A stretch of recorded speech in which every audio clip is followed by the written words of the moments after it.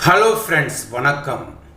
தமிழ் சினிமாவில் தனது இனிமையான குரலின் மூலம் பல ஹிட் பாடல்களை கொடுத்த எஸ்பி பாலசுப்ரமணியன் டி ராஜேந்தர் படத்தில் இடம்பெற்ற ஒரு பாடலை பாட முடியாமல் ஓடிய தகவல் பலரும் அறியாத ஒன்றாக உள்ளது. தமிழ் சினிமாவில் நடிகர், பாடகர், இசையமைப்பாளர், ஒளிப்பதிவாளர், இயக்குனர், தயாரிப்பாளர், பாடல் ஆசிரியர் என சினிமாவில் உள்ள அனைத்து துறைகளையும் கற்றுத்தேர்ந்தவர்தான் டி ராஜேந்தர். ஒரு தலையரகம் படத்தின் மூலம் தமிழ் சினிமாவில் அறிமுகமானவர் இவர். அடுத்தடுத்து தொடர் வெற்றி படங்களை கொடுத்து நடிகராகவும் இயக்குநராகவும் தன்னை நிறுத்தி கொண்டார். அதேபோல் தனது படங்களில் நாயகிகளை தொடாமல் எப்படி காதலிக்க வேண்டும் என்று பலருக்கும் சொல்லிக் கொடுத்தவர் தான் டி ராஜேந்தர். 1980 முதல் 1990 காலகட்டங்களில் இவரது படங்கள் வெளியாவது, இவரது படங்களின் இசை வெளியீட்டு விழா நடப்பது என அனைத்துமே ரசிகர்கள் மத்தியில் மிகுந்த வரவேற்பை பெற்றுள்ளது. அதேபோல் தனது படங்கள் மட்டுமல்லாமல் மற்ற நடிகர்களின் படங்களுக்கும் இசையமைத்துள்ள டி ராஜேந்தர் பல ஹிட் பாடல்களை கொடுத்துள்ளார்.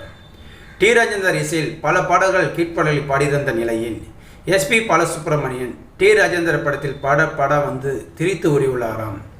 1986 ஆண்டு டி ராஜேந்தர் இயக்கம், நடிப்பு, பாடல், இசை, ஒளிப்பதிவில் வெளியான படம்தான் மைதிலி என்னை காதலி. நடிகை அமலா இந்த படத்தின் மூலம்தான் தமிழ் சினிமாவில் நடிகையாக அறிமுகமானாராம். 11 பாடல்கள் இடம்பெற்ற இந்த படத்தில் அனைத்து பாடல்களையும் டி ராஜேந்தர் எழுதியிருந்தாராம்.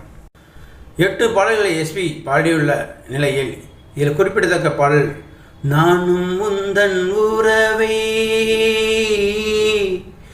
நாடி வந்த பறவை, நானும் முந்தன் உறவை நாடி வந்த பறவை என்ற பாடலாகும். இந்த பாடலை பாட வந்த எஸ்பிபி முதலில் பாடலை பாடியுள்ளாராம். இந்த பாடலை கேட்ட டி ராஜேந்தர் இல்லை, மீண்டும் ஒரு முறை பாடுங்கள் என்று சொல்ல மீண்டும் எஸ்பிபி அந்த பாடலை பாடியுள்ளாராம். அதுவும் பிடிக்கவில்லை என்று சொல்லி மீண்டும் மீண்டும் பாடுமாறு கூறியுள்ளாராம்.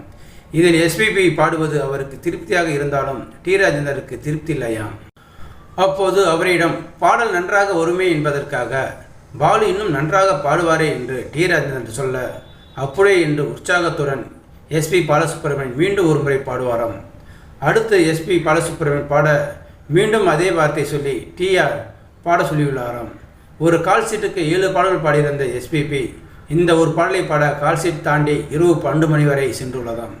அப்போது திருப்தி இல்லாத டிஆர் இன்னொரு முறை போலாமா பாலு சார் என்று கேட்க, இதுக்கு மேல் என்னால் முடியாது, நான் பாடியதை நீங்கள் கேட்டு பாருங்கள், பிடிக்கவில்லை என்றால் நாளை மீண்டும் ஒரு முறை வந்து பாடுகிறேன் என்று சொல்லிவிட்டு சென்று விட்டாராம். இந்த பாடல் வெளியாகி பெரும் வரவேற்பு பெற்றிருந்த குறிப்பிடத்தக்கதாகும். ஸோ நேயர்களை, இந்த வீடியோ பார்த்துருக்க நீங்கள் வீடியோ பிடிச்சிருந்தால் லைக் பண்ணுங்கள், ஷேர் பண்ணுங்கள், வீடியோ பற்றின கருத்துக்களை கமெண்ட் பாக்ஸில் கமெண்ட் பண்ணுங்கள். அப்படியே பக்கத்தில் உள்ள பெல் சிம்னை கிளிக் பண்ணுங்கள். அப்போ தான் நான் போகிற வீடியோ அடிக்கடி வந்து ரீச் ஆகும். மறக்காமல் சேனலை சப்ஸ்கிரைப் பண்ணுங்கள். தேங்க்யூ, வணக்கம்.